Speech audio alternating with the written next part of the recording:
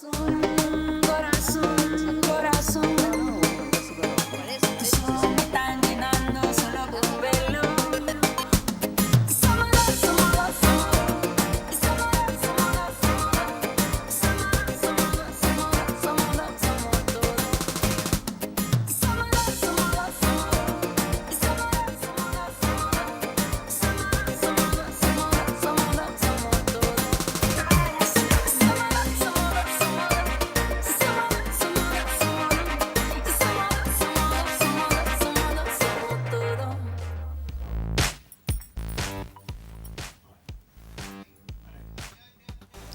Muy buenas tardes, bienvenidos a un nuevo Distintos Parecidos y como todos los días planteando un nuevo debate aquí en Señal U. ¿Cómo están, chicos? Bien, nosotros bien, pero vos, ¿qué pasó, Fer, que estás así, con los ojos vendados? Y hoy vamos a hablar de la justicia. Ajá. ¿Y te parece vendada, digo, no sé? Ah, vos decís por el emblema de justicia. Ahora, ¿justicia mendocina, justicia argentina o justicia global? Y yo hablaría de justicia argentina, mendocina, qué es lo que está pasando en nuestro país. Entonces acá te la venda, porque me parece que acá como que eso de que es ciego, o no, me parece. Lo voy tirando ya como, tal vez sea una opinión personal, Sí, pero... lo podemos ir desarrollando a lo largo del programa, puede ser una posibilidad, seguramente. Justicia ¿Fue muy mala argentina. la idea? No, fue buena, pero digo, justicia argentina como que, bueno, hay tantos casos que... Vayamos hablándolo también en el transcurso del programa, ¿no? No sé. decimos más nada, presentamos el tema y arrancamos con el debate aquí en Distintos Parecidos. ¿Puedo tener esta cámara? Sí. Tengo muchas ganas. Alfredo Cornejo, el gobernador radical de Mendoza, quiere ampliar la Corte Suprema Provincial. La quiere llevar de 7 a 9 miembros. Y la idea fundamental y el concepto de todo esto es tratar de darle más celeridad a la justicia, que justamente es un poco lo que reclama la gente. Exactamente igual a lo que hizo Menem en la década de los 90 para garantizarse una corte adicta. Mendoza tuvo la visita de Ricardo Lorenzetti, el presidente de la Corte Suprema de Justicia. Fue con motivo de prestar juramento a nuevos jueces, pero también se aprovechó, y como siempre suele suceder, para dar algunas declaraciones con respecto al funcionamiento de la justicia en la Argentina. El presidente del máximo Tribunal Nacional reclamó por la situación de la justicia, calificándola como muy difícil. Destacó que la estructura de la justicia está armada en función de los conflictos del siglo XIX. ¡No! ¡No! ¡No! Óyeme, no hagas eso. Bien, está presentado el tema, ahora sí veo. Ahora sí veo bien.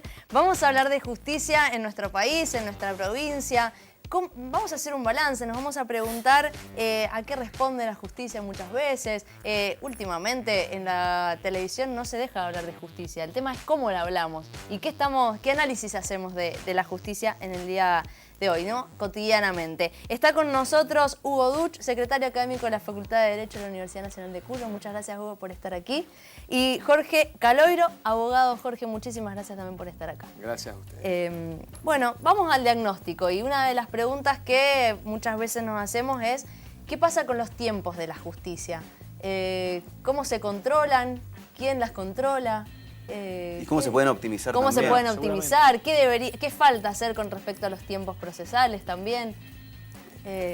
¿Hugo? Estamos en un momento propicio como para que la justicia mejore esos tiempos, porque se ha modificado el Código Civil y el Código Comercial, se han unificado y ahora tenemos un solo Código Civil y Comercial con normas que tienen que ver con instituciones nuevas, desde el punto de vista de familias, por ejemplo, también desde el punto de vista de la intervención de la justicia, ya desde el artículo 1 y 2 del Código Civil y Comercial se pide una impronta que tiene que ver con una mirada directa a todos los tratados internacionales que están incorporados a la Constitución Nacional, desde la reforma constitucional de 1994, y esto que parece una cuestión de perogrullo, no lo es, porque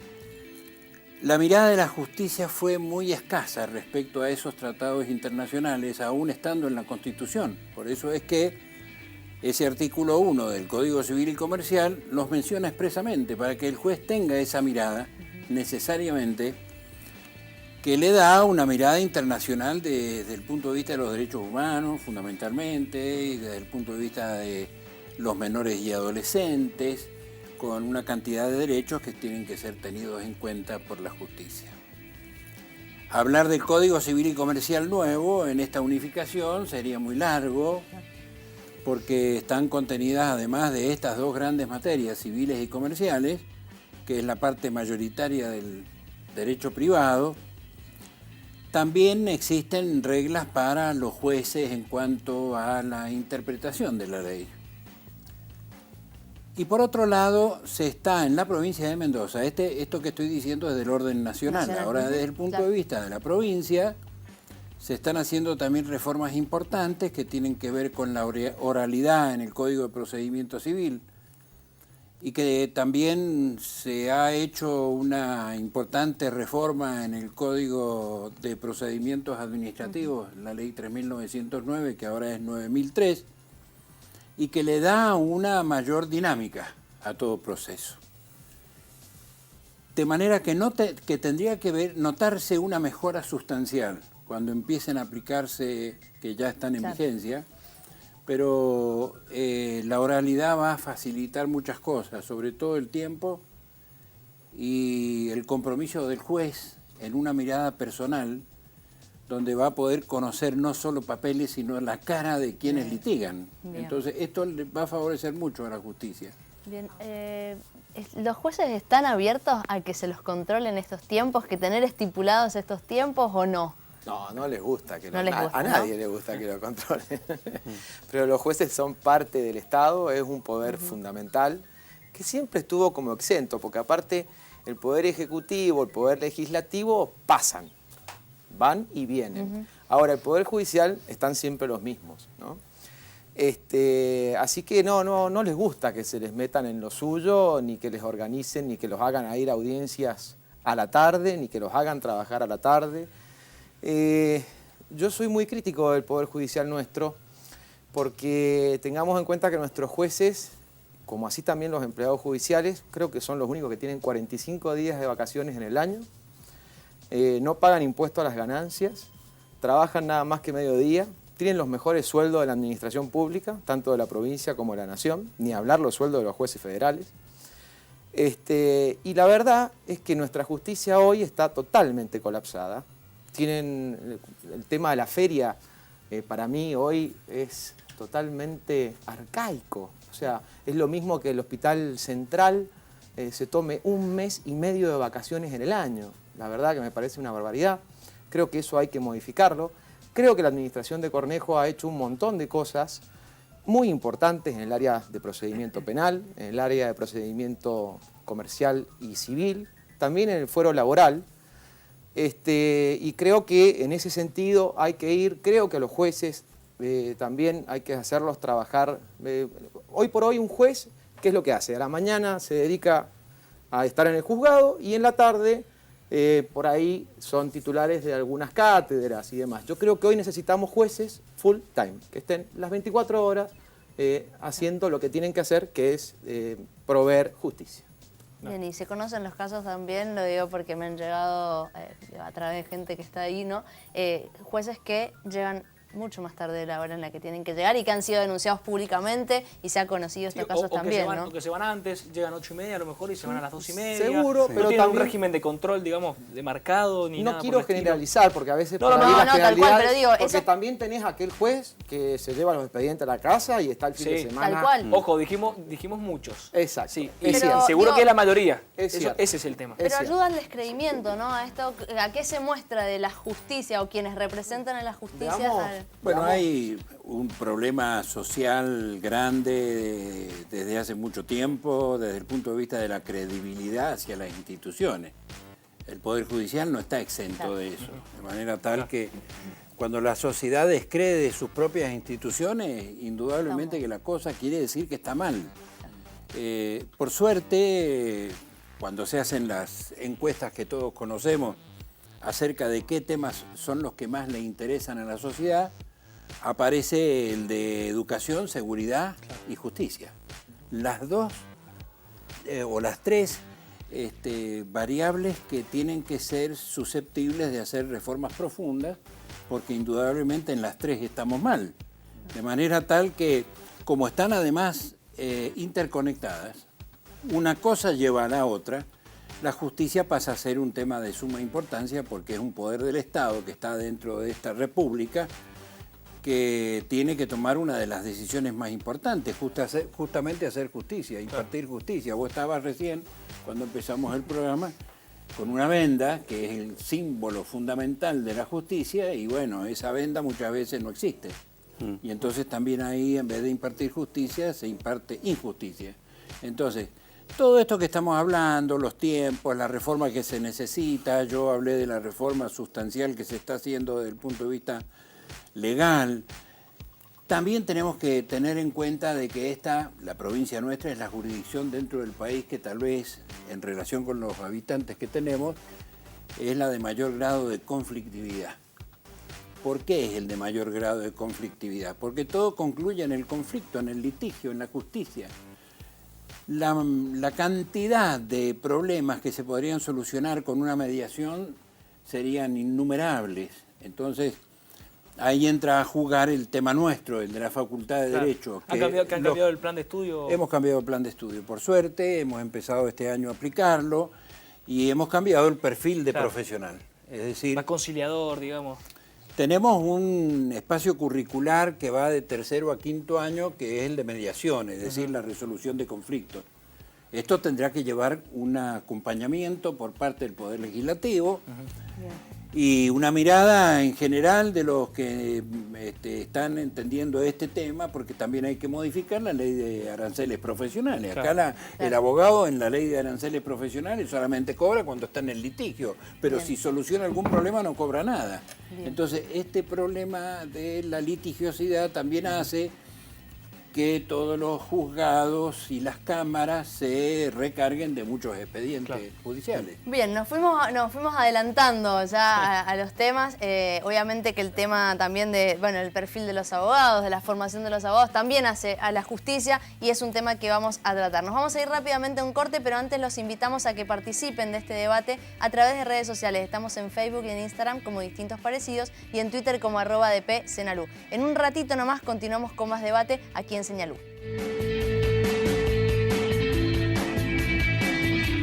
Continuamos en Distintos Parecidos y hoy nos estamos preguntando acerca de la justicia, tanto en nuestro país como en nuestra provincia. Y me voy a quedar un poquito en el país, digo, con esto que vemos a diario en estos últimos días. Hablamos de Debido, hablamos de Cristina hoy mismo a partir de una causa y también... hoy una noticia en relación a esto y un embargo. Pero la pregunta, y que me quedó en función de lo que hablábamos el otro día de los fueros, ¿sí? Y una conclusión que sacábamos es cómo la justicia va por detrás del mandato político, ¿no? De que siempre actúa, llega cuando el mandato político cuando ya ya se fue. terminó. Exacto. Y que hablábamos de este escepticismo en función de cómo la justicia puede estar limitada por lo político y viceversa, si es que se da ese caso. En lo particular, puedo decirte que en nuestra provincia, fíjate vos, después de la administración de Pérez, las causas judiciales contra Lobos, contra Salgado, y la verdad que vos, fíjate, tienen un movimiento que no se ve que tengan mucho movimiento esas causas, ¿no? Yo creo que, y justamente hablando de los procesos penales, en esos casos la justicia, en esos y en todos, tiene que ser rápida. Porque a nivel federal, lo que estamos viendo hoy a nivel nacional, son todos procedimientos en donde hay prisiones preventivas. Las prisiones preventivas no son anticipo de pena, sino que todavía no llega a un juicio oral en donde se los ha condenado, se los ha encontrado culpables. Hoy los tenemos presos y la gente se siente que está bien, que bueno que está Debido preso. Que cumplió la justicia, digamos. Pero todavía realmente él es inocente para nuestra legislación. Entonces tenemos una medida que es una medida cautelar, que es una prisión preventiva, que hay que ser muy cautos. Entonces, en todo caso, lo que hay que tender es a que el proceso sea rápido. Y si es culpable, que sea condenado. Y si es inocente, que sea declarado inocente. Pero no podemos jugar con este instituto de la prisión preventiva, que a mí me parece que es realmente peligroso.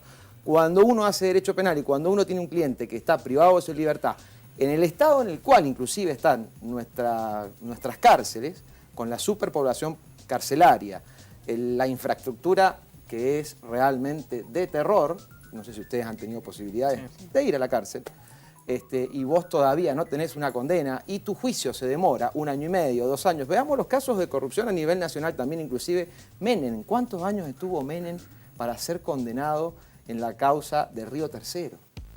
10 años duró ese proceso penal. Es una barbaridad.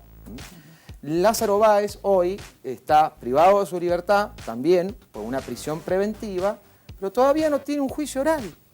Todavía estamos en una etapa preliminar de investigación penal que no lo ha considerado que él sea culpable. Bien, leía una nota de opinión de... No importa, vos... sí, que decía que qué hubiera pasado si Scioli fuera el presidente en este momento, la justicia no cambió, digo, de gestión a gestión política no cambió.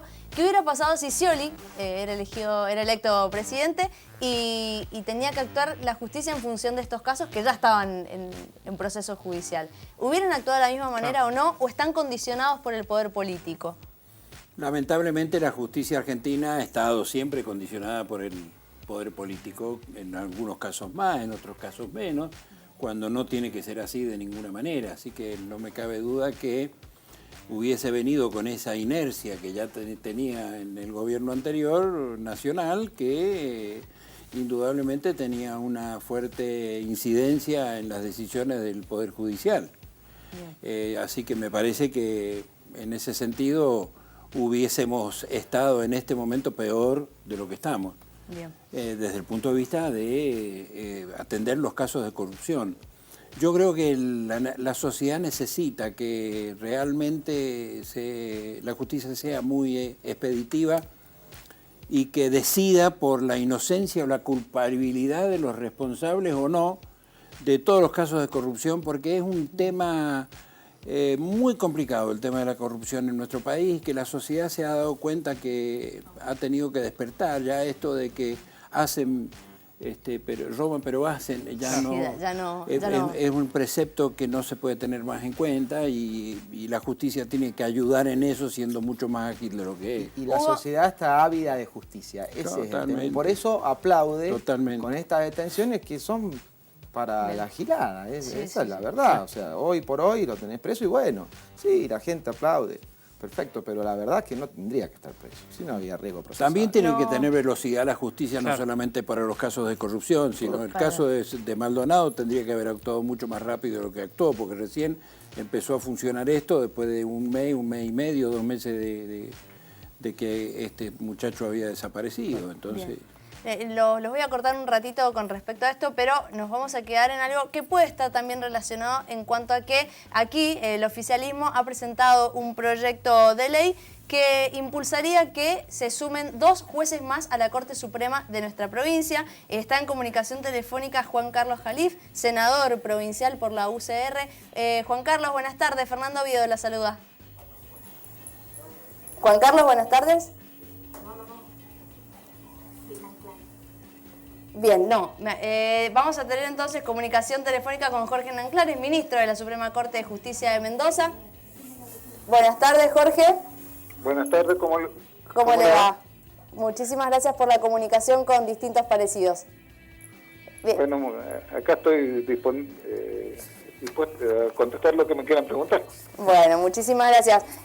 Jorge, le queríamos preguntar, yo introducía la comunicación en función de este proyecto de ley presentado por el oficialismo para sumar 2 jueces más a la Corte Suprema de Mendoza. Y leía que usted decía que esta discusión está dentro del marco legal y de la Constitución también, pero también hay una parte muy crítica, tanto del sector político como del judicial, que lo juzga como una intromisión del Poder Ejecutivo en el Poder Judicial. ¿Por qué se puede hacer esta lectura?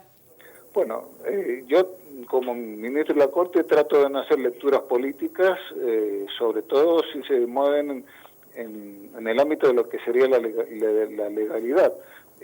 La Constitución ha querido que los poderes políticos diseñen los 3 poderes y en función de eso ha tomado la decisión de incorporar 2 jueces más a la Corte y de formar una sala laboral y distinta a la sala penal, para que se puedan atender mejor la litigiosidad en estas dos materias, que son donde la Corte tiene mayores causas sin resolver. En cambio, en la sala 1, que es la que integro yo, se resuelven las causas en los plazos correspondientes y no tenemos atraso en esas causas. Jorge, ¿qué tal? Buenas tardes, lo saluda Gastón Lucero. Quería preguntarle puntualmente sobre la lectura que se puede llegar a hacer sobre esta posibilidad de ampliar los miembros de la Suprema Corte, pensando puntualmente, por un lado, el motivo, que es agilizar un poco el tema del sistema o los procesos. ¿Y qué lectura se puede hacer en cuanto a esto desde lo político? ¿O qué lectura hace usted? No, yo no hago lectura política porque no me corresponde opinar sobre temas en los que yo no soy competente. Cuando haya un fallo, y en un fallo yo puedo tener libertad de emitir opinión. Quiero respetar la división de poderes y no me quiero meter al contrario. Sería una injerencia de la Corte el dar una merituación política. Obviamente podría haber habido un mecanismo de consulta que tampoco se implementó. Bien. Jorge, Marcelo Sastre lo saluda, ¿cómo le va? Bien, muy bien. Quería preguntarle, bueno, siguiendo con este tema, saber si realmente la inclusión de estos dos jueces podría llegar a optimizar realmente lo que es el sistema judicial, o hay algunos otros factores que también se podrían llegar a tener en cuenta y preguntarles concretamente cuál es su visión, cómo se podría llegar a optimizar los tiempos de la justicia y cómo se podría llegar a optimizar todo el sistema. No, el problema del funcionamiento del sistema judicial es un problema estructural que viene desde siempre, de tener básicamente una justicia escrita, donde los tribunales esperaban que los abogados hicieran las peticiones, y entonces tenemos pleitos que duraban 5 años, o 10 años, o 15 años, como cosa absolutamente normal.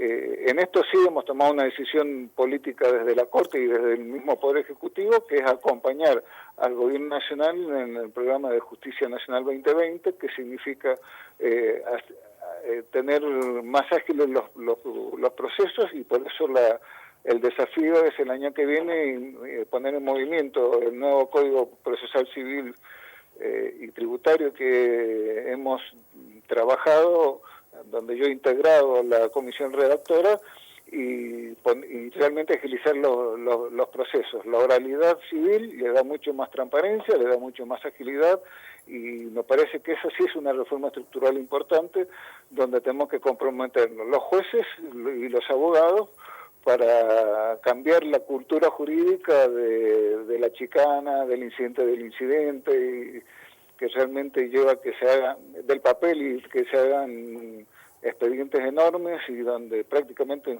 es muy difícil estudiarlos, y tener una justicia más moderna, más ágil, con las audiencias videograbadas y con decisiones que se tomen con más rapidez. Ese es el gran desafío en materia civil y en materia penal, y sobre eso estamos trabajando.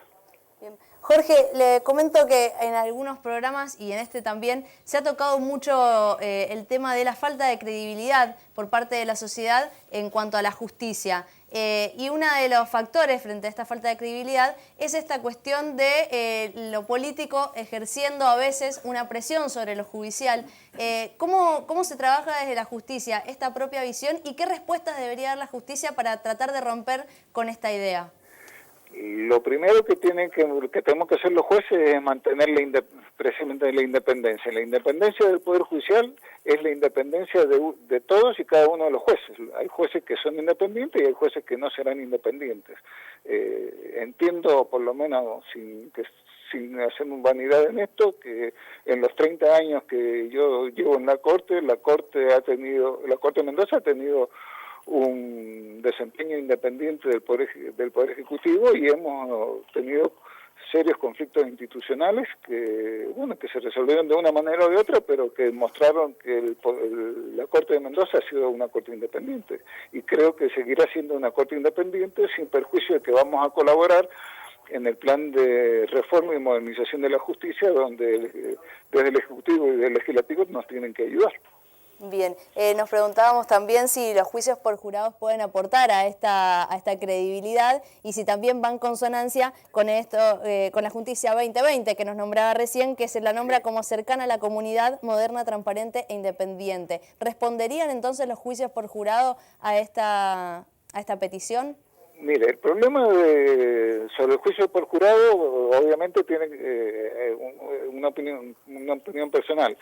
En lo personal yo entiendo que si en el juicio por jurado la idea de los poderes políticos que diseñan las instituciones es que participe la comunidad en las decisiones de la justicia, me parece que es una medida que puede ser oportuna, está en la Constitución Nacional y se respetó en la reforma del 94.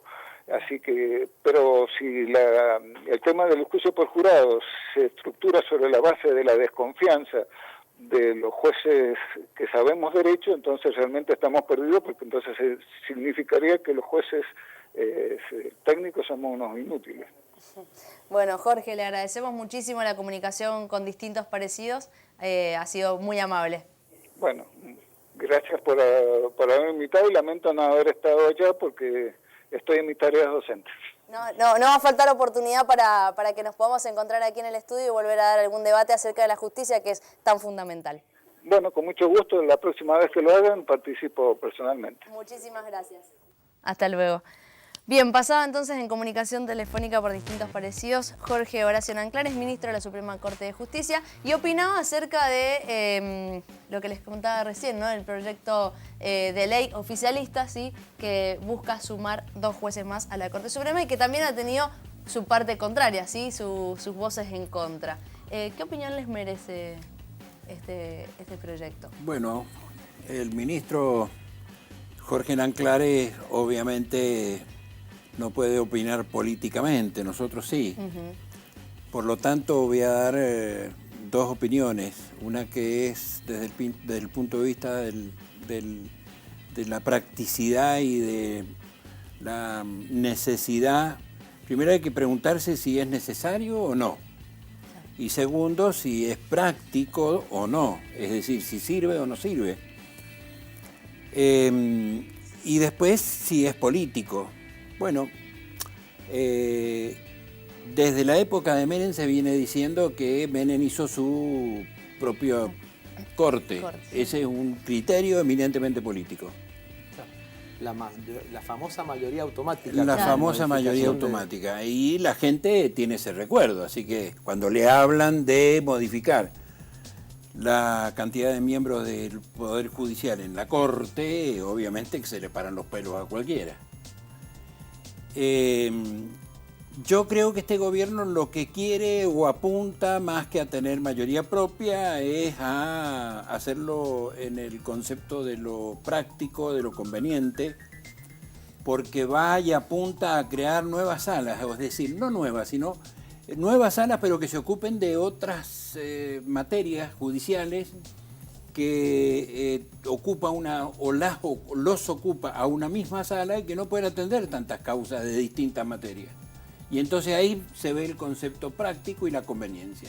Yo creo que por encima de lo político está este concepto que yo estoy dando, porque tampoco está en la exageración de proponer 3, 4 miembros nuevos, sino que son 2 miembros que además no creo que los vaya a poner a todos esos 2 miembros cornejos. Pero de todos modos, debemos crear una cultura, y la cultura generalmente es para la sociedad, pero tiene que partir del propio Estado, de que cuando se presentan estas modificaciones lo político no juega, porque se trata de un poder independiente como es el poder legislativo y el poder ejecutivo.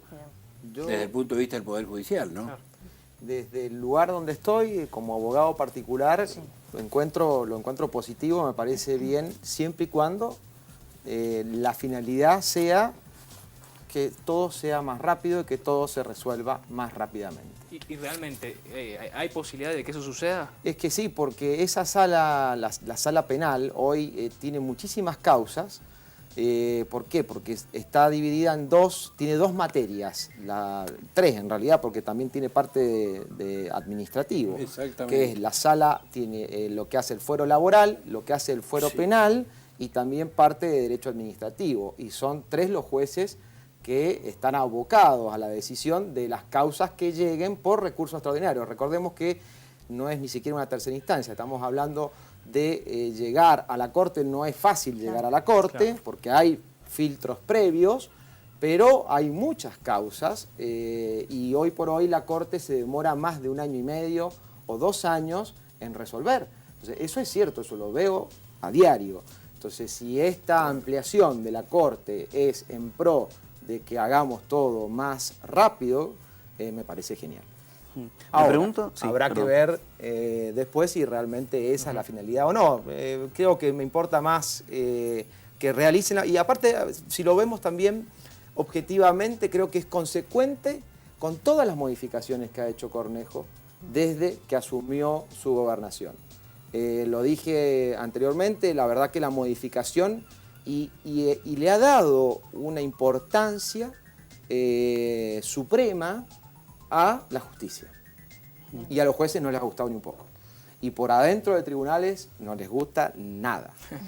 Nada. A los jueces penales, a los jueces de garantía, que los ha hecho ir a trabajar a la tarde, no quieren saber nada. ¿Que les controla si van o no van a las audiencias?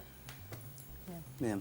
No, me pregunto, también como para posicionarnos, cuando hablamos de las demoras que tienen los juicios y demás, ¿cómo se da fuera de Argentina? Digo, los países hermanos, Chile, por ejemplo, no sé si tienen noción de los tiempos de demora que tiene un juicio, alguna situación Mira, así. en el caso de Ecuador, ustedes recordarán el caso Montañita. Sí. ¿En cuánto tiempo se hizo el juicio? Claro. 6 meses estaban condenados.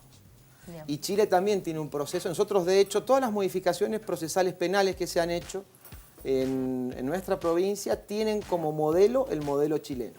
Bien, vamos a seguir hablando acerca de este proyecto de ley que busca sumar 2 jueces más a la Corte Suprema y vamos a hablar con Juan Carlos Jalif, senador provincial por la UCR, que está en comunicación telefónica con nosotros. Juan Carlos, buenas tardes. Fernanda Oviedo lo saluda. Buenas tardes, ¿cómo andan? ¿Cómo estamos? Muy bien. Juan Carlos, preguntarle por el origen, ¿no? De cómo surge este proyecto de ley, cuáles son las necesidades y obviamente no estando exentos al análisis político que se hace de este proyecto de ley que se ha presentado. Bueno, ustedes saben y todo el mundo sabe que nosotros venimos de hace 2 años proponiendo leyes que han hecho una profunda transformación de la justicia de Mendoza. Hemos sancionado un nuevo Código Procesal Civil después de 70 años, una nueva ley de procedimiento administrativo, la ley del Ministerio Público la Defensa, la ley que establecía la conciliación laboral obligatoria, también infinidades de proyectos de modificación del Código Procesal Penal con el tema de la oralidad. Estamos hablando también de cambios profundos con las audiencias en las prisiones preventivas. Bueno, todo esto era una modificación desde abajo. Bueno, estuvimos trabajando ya hace un tiempo y ahora proponemos también una cuestión que es razonable y se cae de maduro, que también hay que modificar el funcionamiento de la Corte Suprema de Justicia de Mendoza. Todos sabemos, y hay datos que son irrefutables, las grandes demoras que hay en la Corte en resolver los recursos extraordinarios. De hecho, hay muchos recursos de detenidos que no se resuelven. Bueno, buscamos cuál era el problema. El problema en definitiva era que habían solo 2 salas, una con una múltiple competencia. Tenía todos los procesos penales, todos los procesos laborales y arriba la mitad de los recursos administrativos. Esto es que se plantea cualquier empleo público o cualquier reclamo. Bien. Y por el otro lado está la Cámara Civil. Entonces, la solución era dividir las salas, y ahí que establecimos que tenía que haber una sala que solo se encargara de lo penal, que es la mayor cantidad de cosas y las que necesitan más rápido una definición, y por otro lado la laboral, para que los trabajadores en sus reclamos tengan en mayor celeridad, y la Cámara Civil. Bien. Bien, Juan Carlos, no nos quedamos, como le decía, exentos del análisis político. Escuchamos también que ya se presentaron voces en contra de este proyecto de ley, y uno de los argumentos justamente en contra es el de nivelar fuerzas políticas hacia adentro del ámbito judicial, ¿no? Conocidas son las internas políticas, más allá de que cuando uno habla con los miembros de la Corte dicen no querer hacer análisis político. ¿Se buscaba esta nivelación de fuerzas o queda por fuera de la discusión? Realmente es muy grave esas opiniones. Están partiendo de la base que hoy hay una mayoría automática en contra del gobierno, porque si dicen que hay una mayoría automática que va a producir el aumento, 2 de 9, que digan los nombres cuáles van a ser los otros 3, o que digan los nombres de cuáles son la mayoría de ahora, que es al revés. Los nombres, quiero los nombres. Si esto es que nosotros con estos dos vamos a tener una mayoría automática, ¿cuáles son los otros 3? Entonces nos va a quedar la impresión, y yo me pregunto, ¿qué? ¿Están aceptando que hoy hay una mayoría automática al revés, en contra del gobierno? Lo pregunto, no lo afirmo. Los que dicen que Cornejo buscan, o nosotros buscamos una mayoría automática, es para nivelar una mayoría automática que hay ahora. Es muy grave eso. Tal cual. Juan Carlos, Marcelo Sastre lo saluda, ¿cómo está? ¿Qué tal, Marcelo? Sí, en realidad es imposible no hacerse eco en los medios de comunicación de también lo que se dice en las calles, en las redes y demás. Quería preguntarle también acerca de si este tipo de implementación de nuevos jueces en la Corte Suprema podría llegar a venir justamente a cambiar ese inconsciente colectivo que predomina en la sociedad argentina, de una justicia lenta, de una justicia que muchas veces no actúa con la firmeza que tendría que actuar. ¿Cuál es su opinión? Bueno, si por eso estamos trabajando eso, de hecho yo he dicho que esto pretende ayudar a la Corte. Es casi estamos justificando el que hay demora porque es una sala que tiene una competencia que no puede actuar. Y además estamos permitiendo que el presidente también forme parte de las salas. Hoy, en el único caso en la Argentina, que el presidente no puede formar parte de una de las salas, porque es sencillo, son 2 salas de 3. 3 y 3 son 6, el 7 queda afuera, que es el presidente. Entonces no puede ser. Cuando nosotros armamos las 3 cámaras de 3, 3 más 3 más 3 son 9. Hay 7, incluido el presidente, se eligen 2 más. Pero yo lo que pretendo es que se me cuestione en lo técnico la ley. Si estamos solucionando o no el problema, no que haga con liviandad, que diciendo que hoy hay dando a entender que hoy hay una mayoría automática que nosotros pretendemos transformar o cambiar. Bien. Juan Carlos, la forma de responder a eso sería también explicar el proceso de selección, ¿no? de estos nuevos jueces. ¿Cómo lo contempla el proyecto de ley? No, eso lo dice la Constitución. Bien. La Constitución dice que lo propone el Poder Ejecutivo y lo aprueba el Senado. Bien, Eso es la Constitución. Como el resto de los jueces, la Constitución dice que tiene que surgir de una terna en el Consejo de la Magistratura. Claro. Y de esos 3 se elige uno, el gobernador, para enviarlo al Senado. Bien. Entonces, eso es diferente. Pero los miembros de la Corte los propone el gobernador. Bien. Para seguir en esto de esta discusión, ¿no? Y que queden por fuera estos argumentos que a veces cuando uno va, como lo dice Jalif, a una constitución puede saber y entender, ¿no? Más allá de que uno siempre está con esta cuestión de esta falta de credibilidad que decimos por esta cuestión que a veces creemos que el Ejecutivo funciona y presiona al Poder Judicial, ¿no? Y cómo se puede romper con esta idea, o cómo la justicia y tanto el Ejecutivo tienen que actuar en función de que esta idea colectiva que se tiene se pueda revertir. Cada uno cumpliendo su rol. El legislativo también participa. Hoy hay 2 miembros de la Corte que han dicho que el legislativo es el que establece las reglas legales del funcionamiento de la justicia, cumpliendo con la Constitución, obviamente. Bien. Entonces, bueno, nosotros hemos propuesto esto. Insisto, no es un hecho aislado. Hay casi 20 leyes que hemos sacado. Bueno, ahora le tocó a la Corte. Ahora, y yo les pregunto, hace 100 años, los sabios constituyentes, la elección de la constituyente que sancionó nuestra Constitución, dijeron que tenían que tener por lo menos 7. Esto es porque tenía una competencia muy amplia. 2 en 100 años, aumentarlo, no me parece irrazonable.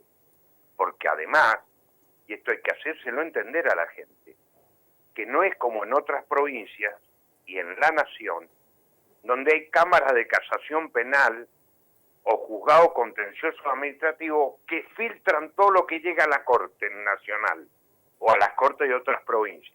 En Mendoza eso no existe, ese filtro. Va a parar todo a la Corte Nacional. Por eso están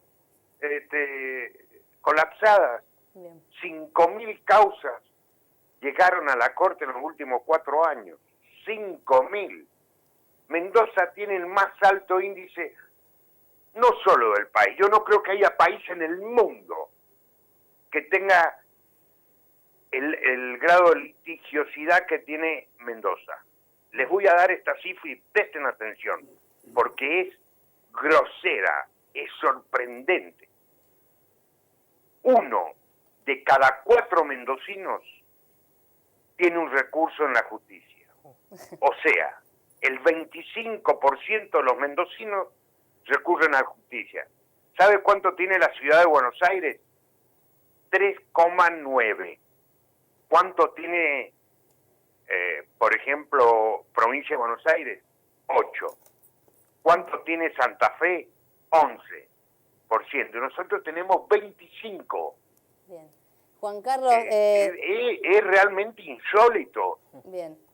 Hay causas para esto. Bien. Yo tengo algunas, creo que mucho tiene que ver con las 8 facultades de Derecho entre las presenciales y a distancia que tiene Mendoza. Es una barbaridad, ¿no? Es una fábrica de hacer abogados. Y los abogados cuando actúan, cuando están en la justicia. Bien, con eso nos vamos a quedar también para retomarlo en el próximo bloque. Juan Carlos, le agradecemos muchísimo la comunicación con distintos parecidos y bueno, el seguir dando el debate y como nuevamente decirle, agradecerle por habernos dado esta comunicación para poder aclarar ciertos temas.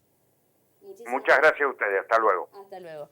Bueno, datos interesantes, ¿no? Números interesantes que nos deja esta comunicación con Juan Carlos Jalif, senador provincial por la UCR y autor, sí, de este proyecto de ley presentado para sumar 2 jueces a la Corte Suprema.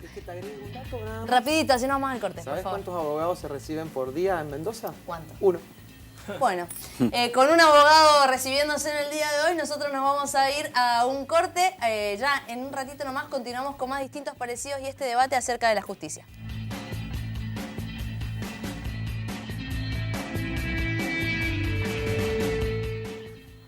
Continuamos en distintos parecidos, hablamos de justicia en nuestro país, de justicia en nuestra provincia y cerrábamos el bloque anterior con el dato que nos daba Jorge acerca de un abogado nuevo por día. 1,5. 1,5 por día. Mira, un dato. Mi matrícula del Colegio de Abogados, el Colegio de Abogados hace poquito cumplió 100 años y mi número de matrícula es 5.500.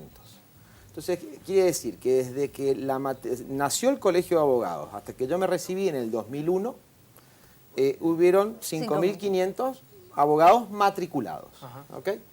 Hoy, el número de matrícula de los que ahora están sacando la matrícula recién recibidos está por arriba del número 10.000. Entonces, quiere decir que en 15, 16 años, desde que yo me recibí, se duplicó la cantidad de matriculados. Bien. Lo cual es un numerito. Antes había una sola facultad, después hubieron 2. Y hoy, como decía recién Jalif, hay 9 presenciales y si contamos también las posibilidades de ir a rendir libre a la Universidad del Comahue, creo que hay otra en Salta, si no me equivoco también. En total son casi 11 universidades que te dan la oferta educativa como para poder recibirte de abogado. Y que también está la intencionalidad de a lo mejor intentar regular el tema de las matrículas.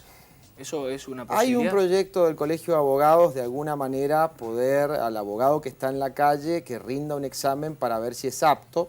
No me parece mal. Así como aquel abogado que obtiene el título de abogado para poder acceder a la justicia tiene que rendir un concurso. Claro. Si quiere ser mediador, tiene que hacer un curso de mediador. No me parece mal que si quiere litigar, que rinda un examen para ver si es apto para litigar. Claro. O como hacen en otros países, inclusive que se establecen escalas en donde los abogados recién recibidos solamente pueden litigar en las primeras instancias. Para poder apelar o ir a una cámara, ni hablar para llegar a la corte, se necesita de ya años de experiencia en la profesión.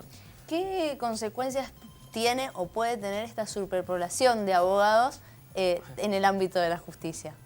Mala calidad. Bien. Muy mala calidad. Porque los abogados, como son tantos, entran a competir pero deslealmente. Y entonces el que paga los platos rotos es el cliente de ese abogado. Es grave eso, pero además no queda centrado en esto que estamos tocando por la cantidad de oferta que existe como en la profesión de abogado. Esto viene, ¿se acuerdan del dicho ese Menem lo hizo? Sí. Bueno, esto también lo hizo Menem. Esto también lo hizo Menem, porque desde esa época, en esa época, era mucho más fácil poner una facultad de Derecho que abrir una verdulería. Así te lo digo simplemente. Entonces, proliferaron, pero va más allá del gobierno de Menem. Va en la responsabilidad o en la irresponsabilidad política de no tener un país con planificación hacia futuro. Porque si así fuese, se tendrían que impulsar más las carreras tecnológicas que las carreras humanísticas o de servicio, porque están colapsadas todas. Y resulta que faltan técnicos, faltan ingenieros, faltan profesionales de la alta tecnología. El conocimiento pasa por ahí antes que por el servicio ahora. Hace 10 años atrás, 15 años atrás, tal vez pasaba mucho por los servicios, el conocimiento. Ahora pasa por la tecnología. Y este país, ninguno hasta ahora ha planificado este aspecto como corresponde, que llegaría entonces necesariamente a todas las universidades. ¿Es apropiada hoy la formación que reciben los abogados? ¿Responde hoy a las necesidades de la justicia o no? Bueno, la Facultad de Derecho de la Universidad Nacional de Cuyo creo que es la facultad que se ha puesto al día con esta deuda que tenemos. Las facultades de Derecho no son escuelas de leyes. Y el criterio que ha tenido siempre la formación de abogados, no solamente en la Argentina, sino en toda la región latinoamericana, ha sido la escuela de leyes. La escuela de leyes de la época de la Inquisición. Ahí lo único que interesaba es que supieran las leyes. Y acá ha habido una educación, una formación de abogados que lo único que era que valía era que supieran de leyes. Es decir, no la interpretación del derecho desde el punto de vista de la ciencia jurídica. Hasta yo les puedo decir que ha habido cátedras hasta hace muy poco, todavía alguna va quedando por ahí, que cuando le tomaban los exámenes a los alumnos iban con una regla, el código por delante, y les pedían los números de artículo. Y eso no es estudiar derecho, eso es ser escuela de leyes y no una facultad de derecho. Y además, la práctica. Nosotros hemos estado sacando abogados en todas las facultades de derecho y todavía siguen existiendo, sin ningún tipo de actividad práctica profesional, de manera tal que cuando un abogado sale a la calle y tiene que hacer un escrito de exhibición de prisión, el derecho penal no sabe por dónde empezar y tiene media carilla de una hoja. Pero tuvimos, se ha incluido la práctica profesional a partir de hace un año, La 2 años. práctica profesional que la van a tener en segundo, en tercero, en cuarto y en quinto año. 4 años de práctica profesional. Bueno, esto es lo que ocurre en las universidades europeas. Claro. Entonces, yo no sé si tenemos tiempo, pero Ya nos queda en poquito, Francia, un gran autor que tuve la suerte de conocer, Jean-Marie Barbier, decía que la teoría es muy importante, pero que la teoría se aprende por la práctica. Bien. Tal cual. Nos queda muy poco, pero no quería dejar un dato que era del presupuesto de la justicia en nuestra provincia. El 95% va destinado a pagar sueldos de empleados. Eso es una barbaridad. Y esto me lleva al concurso, ¿no? Para ingresar también al Estado. Bueno, hoy por hoy, lo que estábamos hablando, cuando tenés un recién egresado, tiene 2 posibilidades. O rinde para hacer la carrera judicial, o entra a un estudio jurídico grande, si es que no tiene la posibilidad de que algún familiar haya sido abogado, pero si no, tiene que entrar a un gran estudio jurídico que trabaja 12 horas diarias y gana mucho menos que, o sea, gana muy poco, ¿no? Sí, la mala noticia es que no solamente en el Poder Judicial ocurre eso. No, tal cual, se abre el debate. En el sistema educativo en general Claro. también pasa lo mismo. Claro. En la seguridad también pasa lo mismo. Exacto. Y va a quedar abierto ese debate. Sí, seguramente. Nos quedamos sin tiempo, pero queda abierto también el debate acerca del ingreso por concurso al Estado Nacional. Les agradecemos muchísimo, Jorge, muchas gracias por haber estado aquí. Hugo, también muchísimas gracias por haber estado presente. Yo les agradezco a ustedes y déjame decir una sola cosa. Me encantaría que quienes fueran ministros sean 2 mujeres. Buenísimo, queda el título entonces de Jorge Caloiro y Hugo Duch también presente aquí en Distintos Parecidos. Chicos, nos reencontramos Mañana será entonces. Mañana a las 19 horas, un nuevo Distintos Parecidos planteando un nuevo debate. Hasta mañana, chau chau.